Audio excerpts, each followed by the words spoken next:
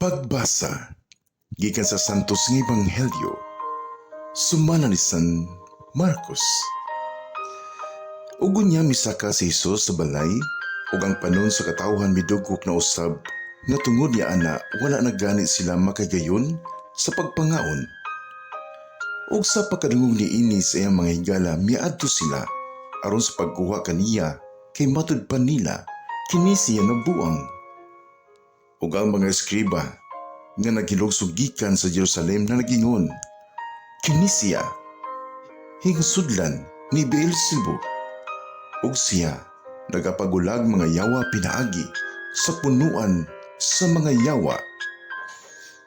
Ug iyang gitawag sila ngadto kaniya ug iyang gisultian sila pinaagi sa sambingay nga nagingon, unsaon ba ni Satanas pagpagula kang Satanas? Kunang usa ka gingharian na bahin batok sa iyang kaugalingon, kanang gingharian na dili makabarog. Ug kunang usa ka panimalay na bahin batok sa iyang kaugalingon, kanang panimalaya dili makabarog. Ug kun si Satanas misupil batok sa iyang kaugalingon ug nabahin, nan dili siya makabarog, hinunua nagapaingon siya sa iyang pagkatapos. Apan, walay bisan kinsa nga makahimo sa pagsulod sa balay sa usa ka tawong kusgan ug sa pag-agaw sa iyang kabtangan gawas, hinuon kun iya unang gapuson ang tawong kusgan. Unya, ugaling makapangawat na siya sa balay niini.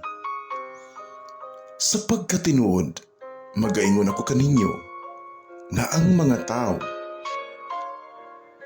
pasayloon sa tanan nilang mga pagpakasala o bisan unsang pagpasipala sa ilang pagalitukon.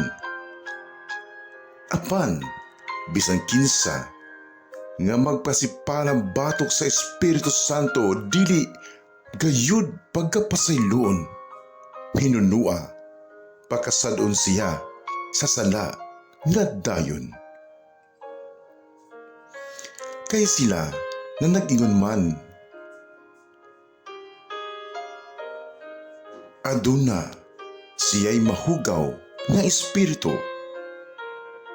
Ug unya, nangabot ang iyang inahan ug ang mga igsoong lalaki ug sa nagtindog sila didto sa gawas, ilang gipadtuan siya ug gipatawag. Ug dihay panon sa katawhan nga naglingkod libot kaniya ug sinamingon kaniya, ang imong ginahan ug ang imong mga isong lalaki atua sa gawas nangita sila kanimo. Mitubag siya nga nagingon, kinsa ba ang akong inahan ug ang akong mga igsoong lalaki?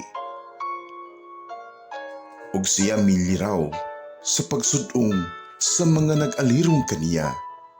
Ug unya miingon siya, aniara ang akong inahan ug mga igsoong lalaki. Kay bisan kinsa nga magabuhat sa kabubuton sa Dios, mao kana siya ang akong igsoong lalaki ug ang akong igsoong babae ug ang akong inahan. Ang Ebanghelyo